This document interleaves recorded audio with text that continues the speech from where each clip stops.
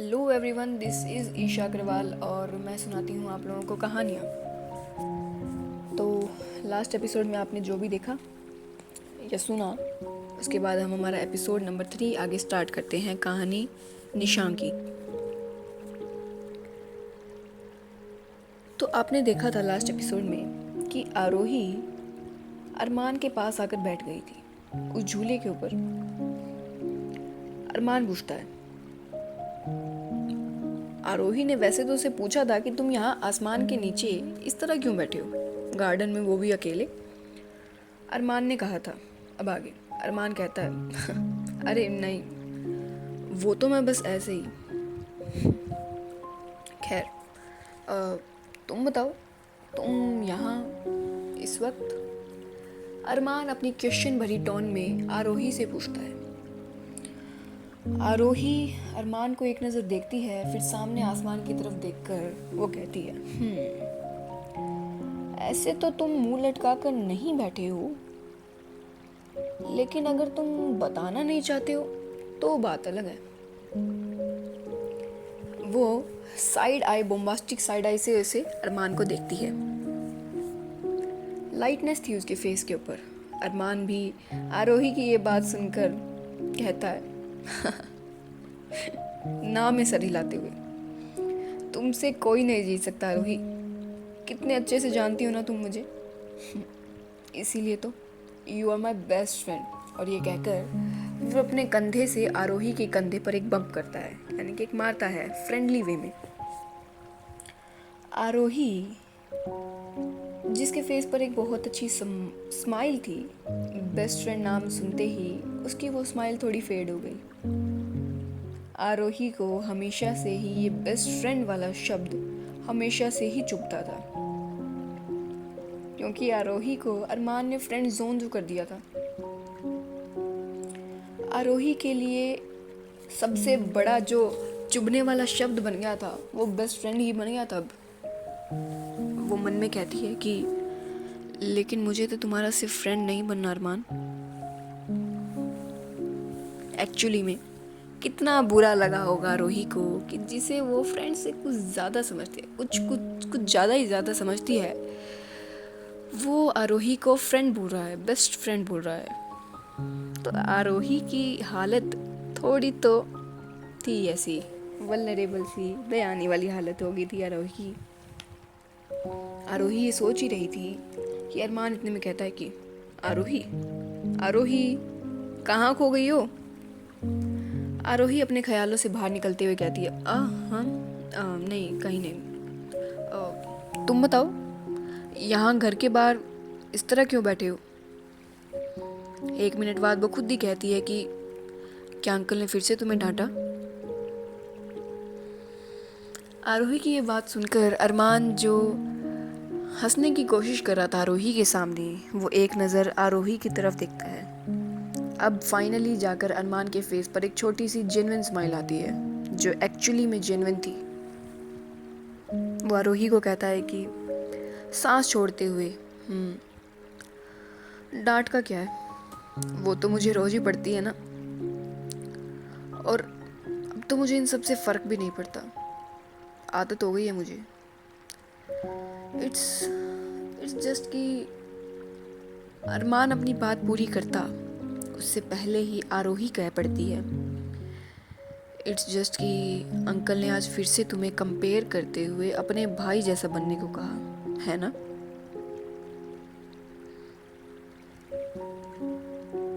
अरमान फिर से आरोही को देखता है। इस बार उसकी वो स्माइल, अब जब तक उसकी जो स्माइल थी, अब उसके ऊपर जो फेस के ऊपर एक्सप्रेशन था वो उसका नेचुरल, उस टाइम के हिसाब से नेचुरल एक्सप्रेशन था अरमान के फेस के ऊपर।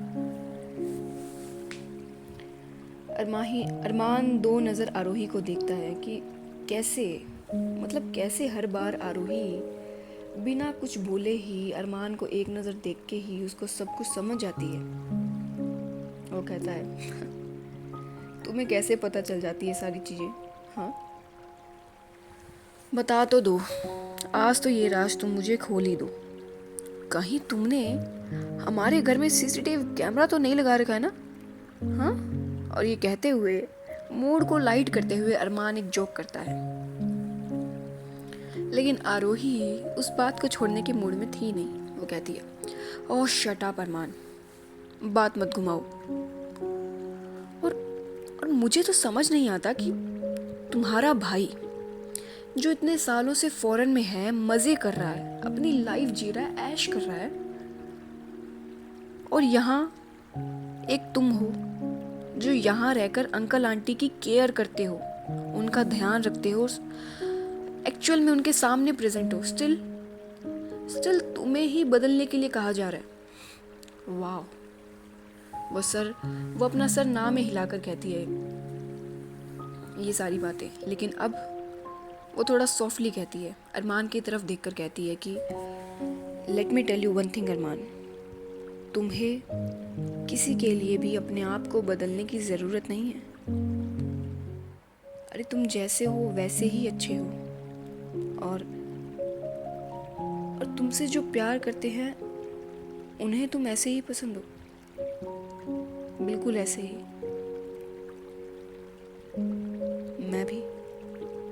मैं भी तुम्हें ऐसे ही पसंद करती हूँ। ये जो लास्ट वाली लाइन थी, ये आरोही ने मन में कही थी, लेकिन शायद उसकी आंखें ये बातें बता रही थी।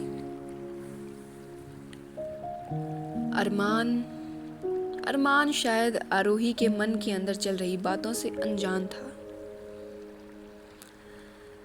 अरमान आरोही की तरफ देखता है, सॉफ्टली देखता है, एक अच्छी स्माइल करता है।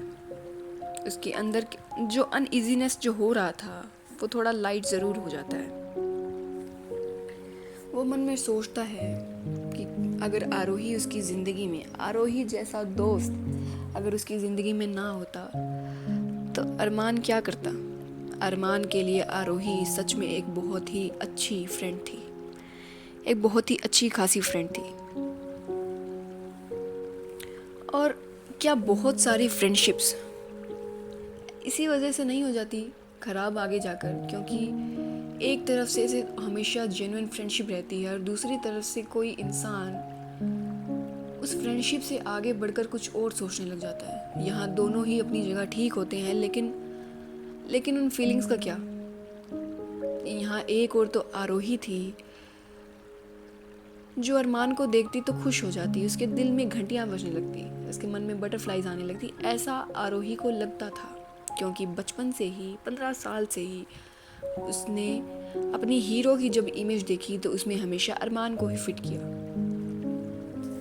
और यहाँ अरमान था जो हमेशा से केयर फ्री रहता था, खुश, हमेशा घूमना चाहता था, मस्ती मजाक करना चाहता था। उसकी लाइफ में आरोही एक बहुत ही अच्छी फ्रेंड थी, एक सपोर्ट सिस्टम थी उसका।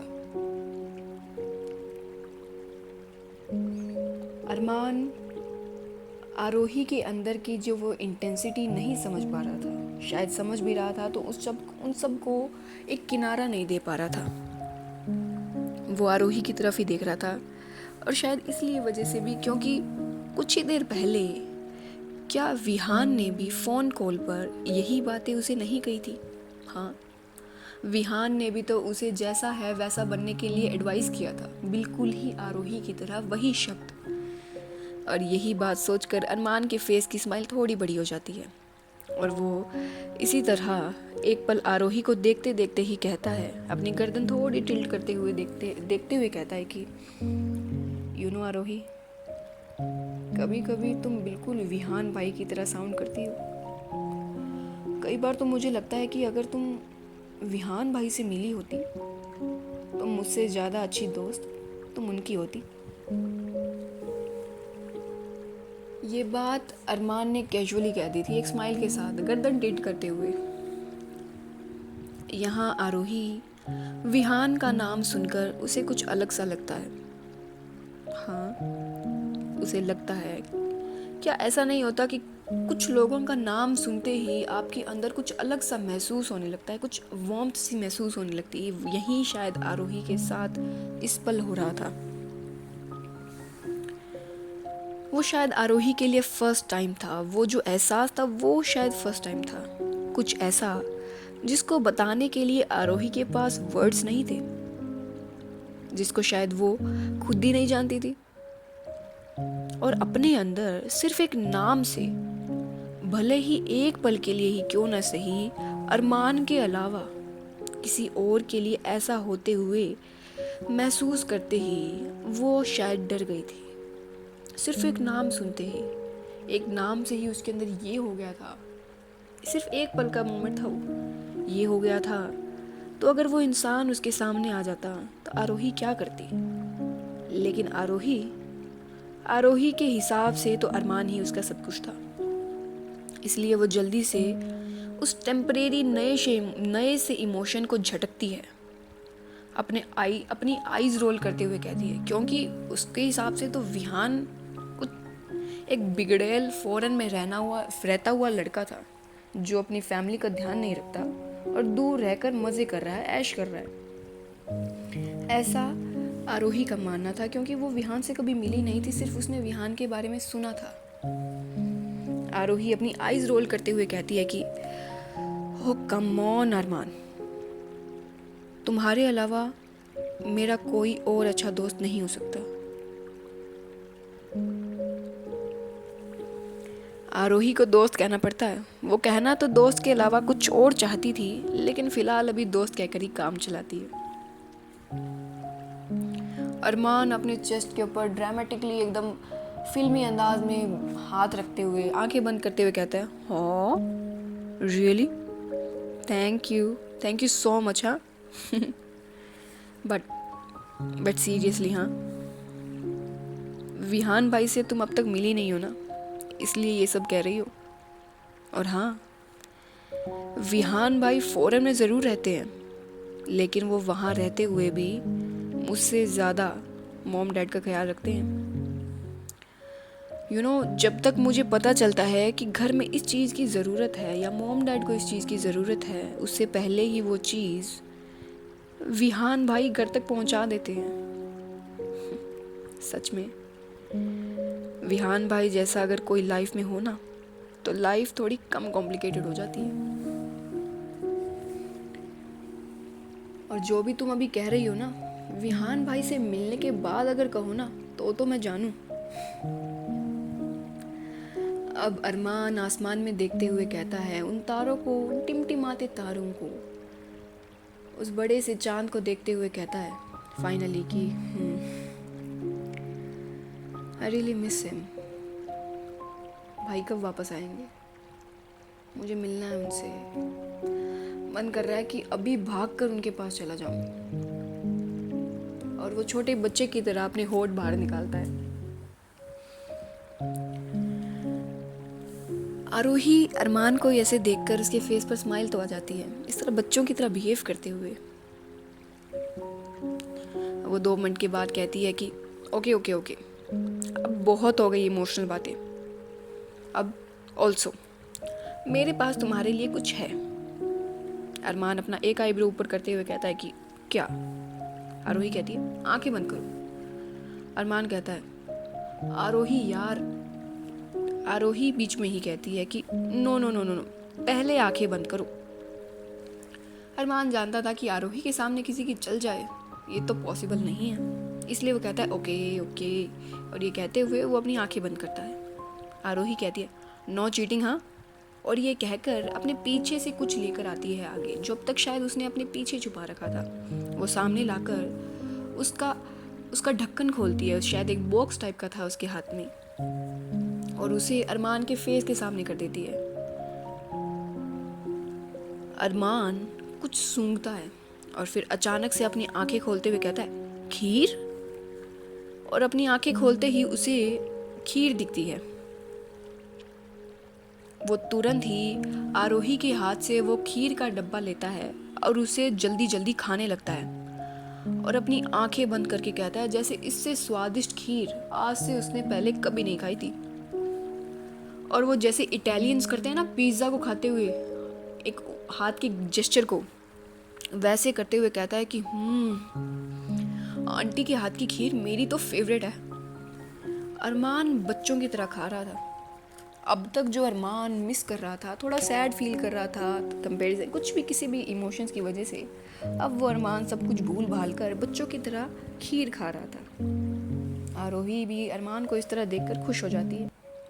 आरोही ने ये खीर पहले इसलिए क्यों नहीं दी, क्योंकि अरमान को थोड़ी ठंडी खीर खाना पसंद है। अब तक वो खीर गर्म थी, इसलिए जब उसे लगता है कि ये टेम्परेचर अरमान के फेवरेट खीर जैसा है, तब फाइनली उसने खीर आगे की। आरोही को इतनी परवाह थी अरमान की, इतनी इंटेंसिटी थी उसकी फीलिंग्स की, और अपने सामने इस तरह देखकर आरोही खुश हो जाती है। और वो भी फिर मस्ती में कहती है कि अच्छा, इतनी टेस्टी बनी है, लाओ मुझे भी टेस्ट करने दो। मैं बिना टेस्ट किए ही आ गई यहाँ पर तुम्हें देने के लिए, लाओ टेस्ट तो करवाओ। ये कहकर वो आगे बढ़ने लगती है। अरमान थोड़ा दूर हटता है और बॉक्स को थोड़ा दूर करते हुए कहता है, वेट वेट वेट वेट, ये मेरी खीर है, तुम्हें टेस्ट करनी है तो घर जाकर करो यार, ये मैं नहीं देने वाला तुम्हें। और ये कहकर वो जल्दी जल्दी खीर खत्म करने लगता है। आरोही ऑफेंड होने का नाटक करते हुए कहती है कि हाउ मीन अरमान, अब मैं भी देखती हूँ कि तुम कैसे नहीं देते हो। और ये कहकर वो अरमान के पीछे भागती है और अरमान भी आरोही को आता देख आगे आगे भागने लगता है।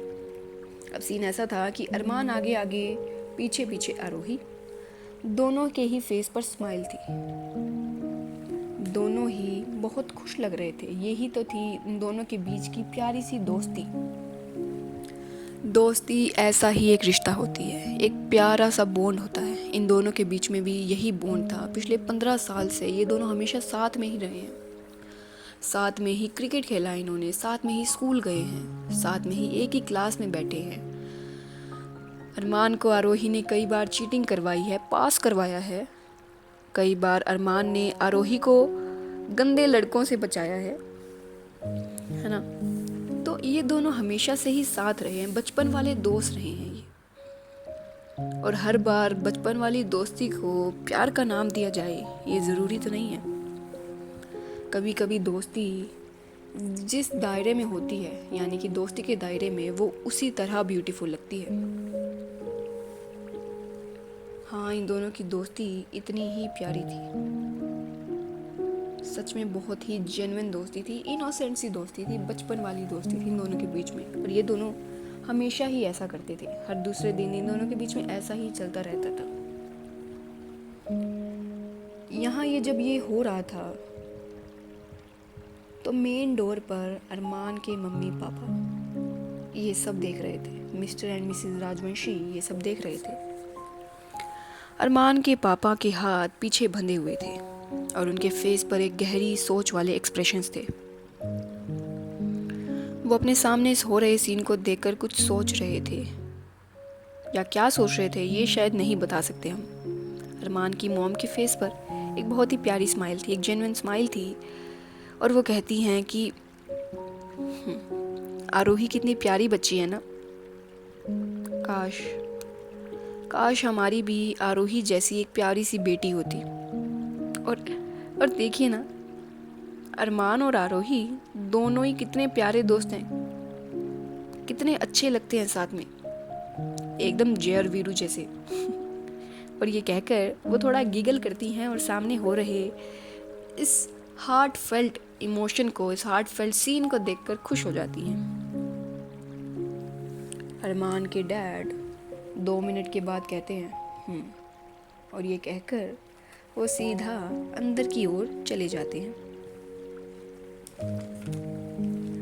वो कुछ सोच तो रहे थे, और इसी तरह वो रात सबकी बीत जाती है। वो रात क्यों, इसी तरह वो 1 हफ्ता बीत जाता है। 1 हफ्ते बाद, इस 1 हफ्ते में वही रूटीन रिपीट होने लगा था। अरमान के पापा अरमान को ऑफिस के लिए बुलाते, लेकिन कभी अरमान नहीं आता, और अगर आता तो लेट आता, और अगर आ भी जाता तो उसका ध्यान ऑफिस के काम पर तो बिल्कुल भी नहीं था।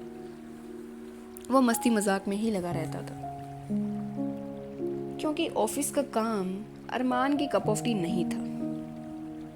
और हर बार की तरह अरमान को डांट पड़ती, और आरोही भी हर बार अरमान के लिए अलग अलग कुछ खाने की चीज़ें लाती, उसका मूड अप करने के लिए, उसका मूड लाइट करने के लिए। ये सब करने की वो कोशिश करती। इसी तरह जो वही हो रहा था जो हर बार होता था, इतने सालों से होता आ रहा था, वही रूटीन रिपीट पर चल रहा था इस हफ्ते भी। एक दिन अरमान के डैड अपने स्टडी रूम में बैठकर कुछ सोच रहे थे। वो सोच रहे थे अरमान के बारे में। अरमान के लिए वो सोच रहे थे। वो इस वक्त एक स्ट्रिक्ट डैड नहीं थे, वो एक इस वक्त थोड़े हेल्पलेस डैड लग रहे थे। अपने बेटे के बारे में सोच रहे थे। उन्हें अपने बेटे के फ्यूचर की चिंता थी। अगर आप अरमान के फादर की जगह खुद को रख कर देखें तो आपको समझ में आएगा कि अगर आपका बेटा, आपका बच्चा अगर इस तरह इरिस्पॉन्सिबल होकर इस तरह घूम रहा है, ऐश कर रहा है इस उम्र में, 23 साल की उम्र में, जिस उम्र में उसे मेहनत करनी चाहिए, उसे कुछ करके दिखाना चाहिए, करना चाहिए उसे अपनी लाइफ के लिए। उसके पापा ने कभी भी उन्हें फोर्स नहीं किया था कि वो ऑफिस में ही आए। उसके पापा हमेशा से ही सपोर्टिव थे। अगर अरमान कहता कि उसे कुछ और करना है तो भी उसके पापा सपोर्टिव ही थे। लेकिन अरमान था जो कुछ कहने का नाम ही नहीं ले रहा था। उसे तो बस सिर्फ ऐश करना था, बाइक पर घूमना था, कैफे जाना था, लड़कियां घुमाना था। और इस सब को ही सोचकर अरमान के पापा थोड़े टेंस थे। इतने में ही उनकी बहन यानी कि अरमान और विहान की बुआ जी, टिपिकल इंडियन बुआ जी, वहाँ आती हैं और अपने भाई को वहाँ देखकर उनके सामने वाली सीट पर बैठ जाती है और कहती है, भाई क्या हुआ? मैं देख रही हूँ आजकल आप टेंशन में रहते हैं, सब ठीक तो है ना? अब उनसे किसने कहा था ये सब कहने को? पंचायती चाहिए इनको भी। स्टडी रूम तक आ गई हैं पंचायती के लिए, बताओ। उसके पापा एक बड़े ही सुलझे हुए इंसान थे, एक रिस्पॉन्सिबल किस्म के इंसान थे। इस तरह सबको अपनी टेंशन बताना वो ज़रूरी नहीं समझते थे।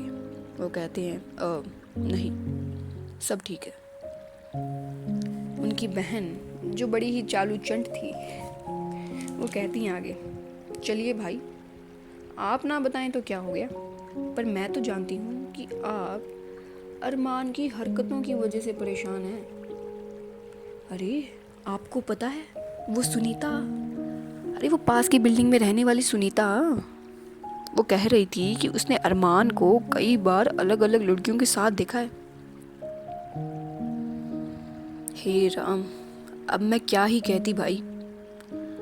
मैं अरमान को डिफेंड भी तभी कर पाती ना जब मुझे पता होता कि हमारा बच्चा ऐसा नहीं कर रहा है। मुझे तो पता था कि वो जो बोल रही है सच बोल रही है, इसी वजह से मैं उसे कुछ कह भी नहीं पाई भाई। ये बात सुनकर अरमान के पापा को गुस्सा आता है, बहुत गुस्सा आता है एक्चुअल में, क्योंकि वो ये सब तो जानते ही थे और इस तरह किसी और के मुंह से सुनकर उन्हें बुरा तो लगता है, और अपने बेटे के बारे में तो और भी ज़्यादा बुरा लगता है। उन्हें गुस्सा आता है पर वो कुछ कहते नहीं हैं, अपनी नज़रें फेर लेते हैं। वो सामने अपनी बहन, बैठी हुई बहन को भी जानते तो थे ही, इसलिए अपना कोई एक्सप्रेशन या कोई इमोशन ना बताते उनके अंदर क्या चल रहा है वो अपनी नज़रें फेरा लेते हैं। उनकी बहन कहती है, उनकी बहन मन में सोचती है कि लोहा अभी गर्म है, अभी ही हथौड़ा मार देना चाहिए, और इसी सोच के साथ वो थोड़ा आगे झुकती हैं और कहती हैं, भाई अगर आप मेरी बात मानो तो अरमान की शादी कर दीजिए आप। अब ये बात सुनते ही उसके पापा, अरमान के पापा जो साइड में देख रहे थे, सीधा अपनी बहन की तरफ देखते हैं और उसे घूरते हैं कि क्या कहा तुमने? अपनी बहन, उनकी बहन ये कहती है कि हाँ भाई, कंधों पर जब जिम्मेदारियां आएगी और घर पे जब बीवी होगी तो अरमान की हरकतें अपने आप सुधर जाएगी।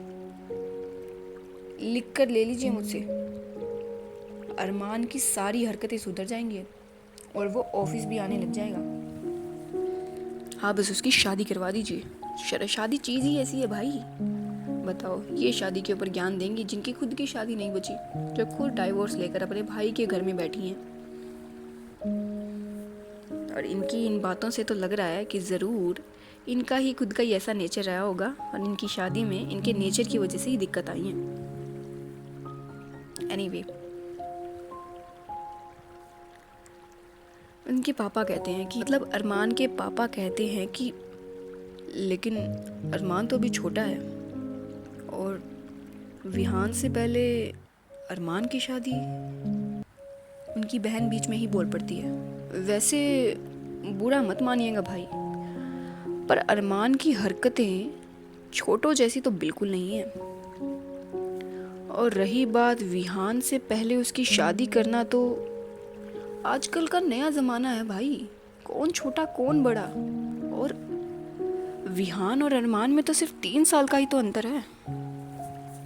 इनकी अपनी बहन की ये बातें सोचने पर उनके भाई कुछ सोचने लगते हैं, कुछ सोच में पड़ जाते हैं। और ये देखकर कि उनका प्लान सक्सेसफुल हो रहा है, उनकी बहन थोड़ा खुश होती है और कहती है कि अगर आप कहें तो मैं बात करूं।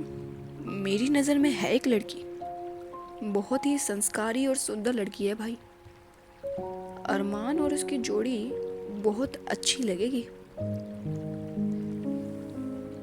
अरमान के पापा कुछ नहीं कहते,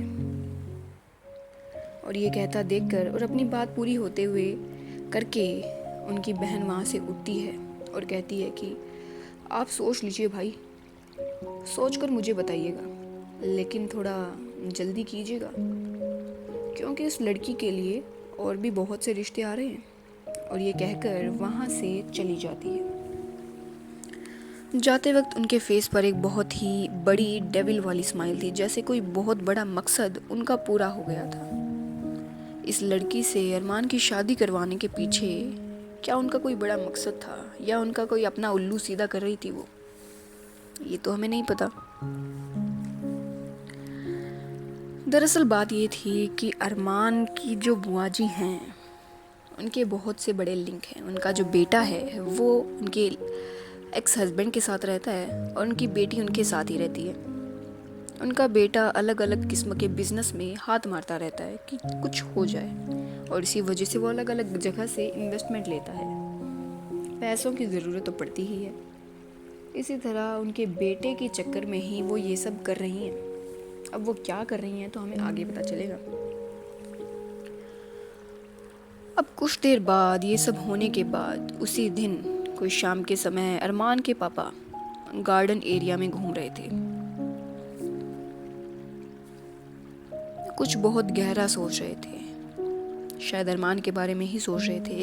एक बाप अपने बच्चों के बारे में ही तो इतनी गहराई से सोच सकता है। वो इसी तरह टहल रहे थे। उसी समय आरोही अपने गार्डन में आती है पौधों को पानी देने के लिए। आरोही का और पौधों का एक अलग ही किस्म का रिश्ता था। आरोही घंटों पौधों के साथ बैठकर बातें किया करती थी, ये उसका फेवरेट काम था। ये पौधों में पानी डालते हुए वो सामने अरमान के पापा को देखती है।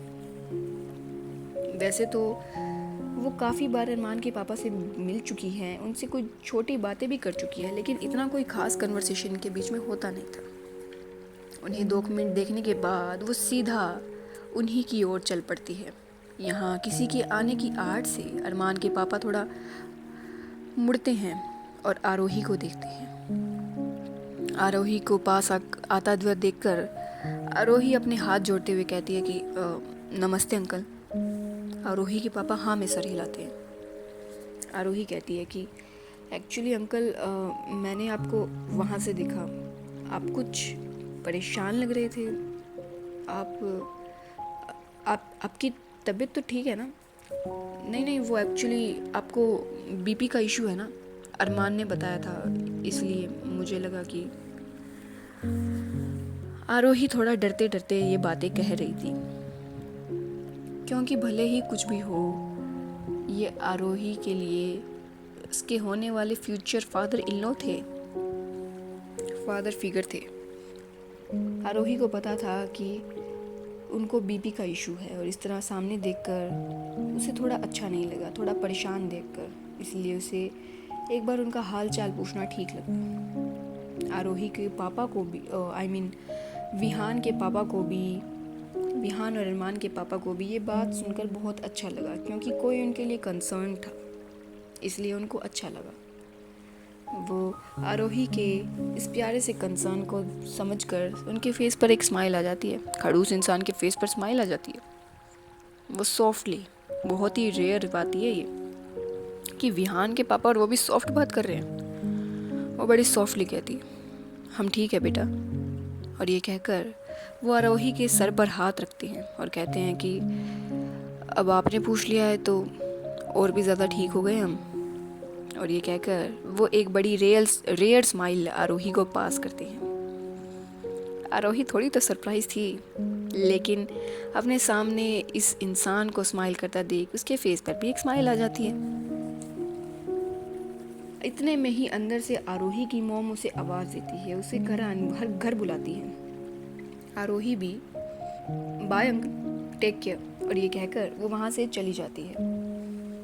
जाते हुए अरमान और विहान के पापा, उनके डैड उसे जाते हुए देख रहे थे। इतने में ही उनके साइड में अरमान और विहान की मॉम आकर खड़ी हो जाती हैं, लेकिन उसके पापा साइड में नहीं देखते, वो सामने ही देख रहे थे। लेकिन उन्हें फिर भी अपनी वाइफ का साइड में होने का एहसास हो जाता है। वो बिना उनकी तरफ देखे ही सामने नज़र किए हुए कहते हैं कि आप ठीक कह रही थी, ये बच्ची सच में बहुत ही प्यारी है। और इसी तरह 1 मिनट सोचने के बाद वो खुद ही कहते हैं कि अगर बेटी नहीं तो बहू बनकर तो राजवंशी परिवार में आ ही सकती है ना। और बहू तो वैसे भी बेटी समान ही होती है। ये कहकर वो साइड में अपनी वाइफ को देखते हैं। उनकी वाइफ जो बड़े ही शौक अंदाज में अपने हस्बैंड को देख रही थी। ये काफ़ी अनएक्सपेक्टेड था विहान और अरमान की मम्मी के लिए। उन्हें तो यकीन ही नहीं हो रहा था। वो कहती हैं कि आप सच कह रहे हैं? आपने तो मेरे दिल की बात छीन ली। आरोही जैसी बेटी हमारे घर आएगी? मुझे तो यकीन ही नहीं हो रहा। हे प्रभु, आरोही और विहान दोनों एक साथ कितने अच्छे। वो इतना ही बोल पाती हैं कि उनकी बात पूरी होने से पहले ही विहान के पापा बोल पड़ते हैं कि विहान नहीं, अरमान। ये सुनते ही उनकी वाइफ की आंखों में जो खुशियां आई थी वो जैसे गायब हो जाती हैं। शायद वो अभी अरमान उनके लिए एक बच्चा था। अभी विहान से पहले अरमान की शादी का उन्होंने शायद सोचा नहीं था, और शायद बचपन से ही कहीं ना कहीं विहान की मम्मी आरोही को पहले से ही विहान के लिए पसंद करती थी। हाँ, इन 15 सालों से जब से आरोही इस मोहल्ले में आई है तब से ही उन्हें आरोही पसंद थी। वो हमेशा से ही चाहती थी कि आरोही उनके ही घर की बहू बने, उनके बड़े बेटे विहान की वाइफ बने। शायद आरोही की मम्मी जानती थी कि अरमान और आरोही का रिश्ता एक अच्छे दोस्त का है। वो रिश्ते के पीछे की गहराई जानती थी, इसलिए वो समझ रही थी। और इसको इस तरह रिश्ते में एक ढांचे में नापना उसे अच्छा नहीं लगा। और आरोही की शादी अरमान से, ये तो जैसे उनके सारे तार उल्टे पुल्टे जुड़ गए हों। वो कहती हैं कि ये आप क्या कह रही हैं? अरमान तो अभी बच्चा है। शादी जैसे रिश्ते को निभाने के लिए अरमान अभी तैयार नहीं है। और विहान से पहले अरमान की शादी।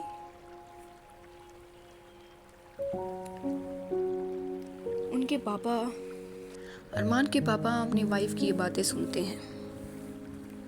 वो अब अपने उसी सख्त स्ट्रिक्ट लहजे में कहते हैं कि अगर तैयार नहीं है तो उसे तैयार करो। मैं कल ही कपूर साहब से बात करता हूँ। और ये कहकर वो वहाँ से चले जाते हैं। उनकी माँ यानी कि विहान की माँ, अरमान की माँ कुछ भी नहीं कह पाती। उन्होंने जो हमेशा से सोचा था ये तो शायद उसका उल्टा ही हो रहा था।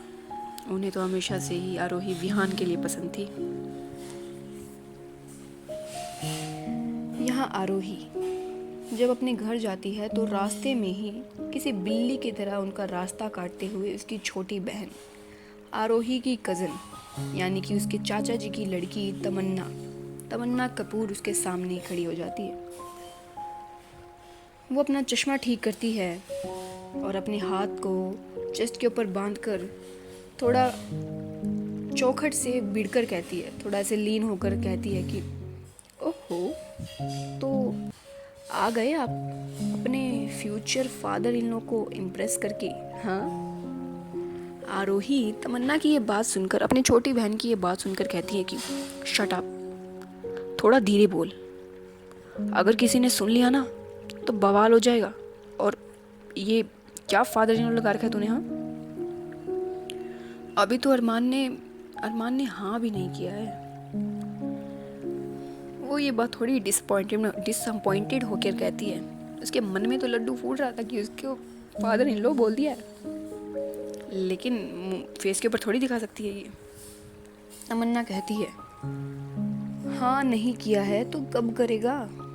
और अगर वो कुछ नहीं कह रहा है तो आप ही पूछ लीजिए उससे ना दी, कब तक आप उसके लिए इस तरह वेट करती रहेंगी?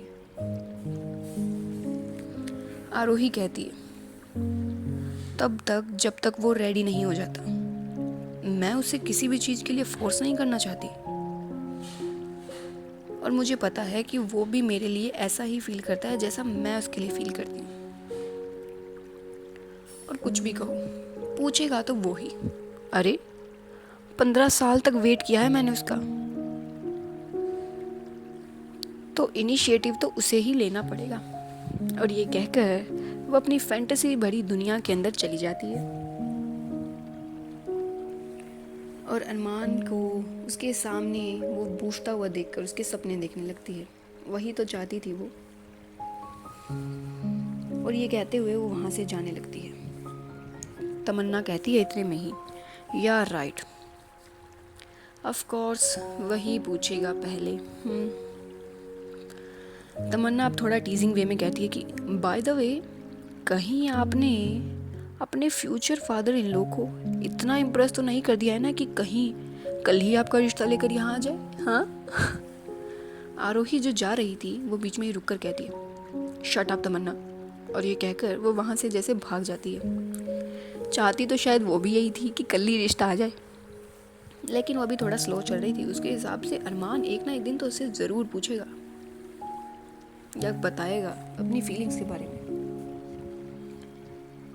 आरोही को इस तरह हंसता खिलखिलाता हुआ वहाँ से जाता देखकर तमन्ना कहती है कि आई जस्ट होप दी कि आपकी सारी विशेस पूरी हों और आप हमेशा इसी तरह खुश रहें। पता नहीं क्यों पर मुझे इन सब के लिए ज़्यादा पॉजिटिव वाइब नहीं आ रही है। उम्मीद है मैं यहाँ गलत हो जाऊँ।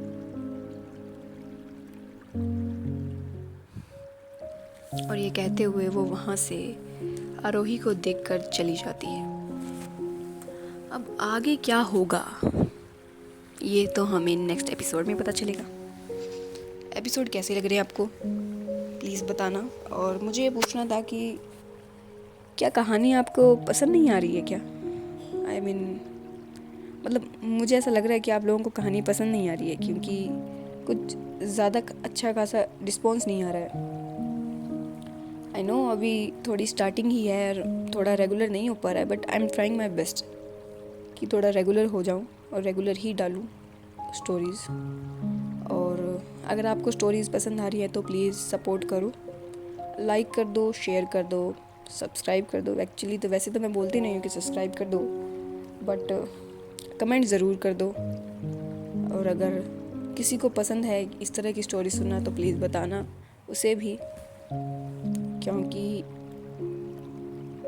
मुझे कहानी लिखना पसंद है तो आप लोगों को कहानी सुनना पसंद होगा ना। तो सपोर्ट कीजिएगा, आपका फीडबैक काफ़ी वैल्यूएबल है। मुझे ऐसा लग रहा है कि आप लोगों को कहानियाँ पसंद नहीं आ रही है।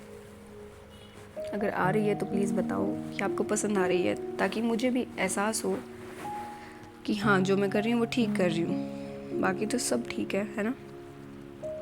सो अपना फीडबैक ज़रूर दीजिएगा, वो काफ़ी वैल्यूएबल है। जितना आप समझते नहीं है उससे ज़्यादा वैल्यूएबल है। बाकी डू लेट मी नो आपका कैसा रिस्पॉन्स है इसके ऊपर, स्टोरी के ऊपर, इसके ऊपर भी और पहली वाली स्टोरी के ऊपर भी। और आपको अगर कोई इम्प्रूवमेंट चाहिए, आपकी कोई एडवाइस है तो भी आप बता सकते हो। बाकी तो सब ठीक है। चलो फिर मिलते हैं नेक्स्ट एपिसोड में। Bye bye, Tata.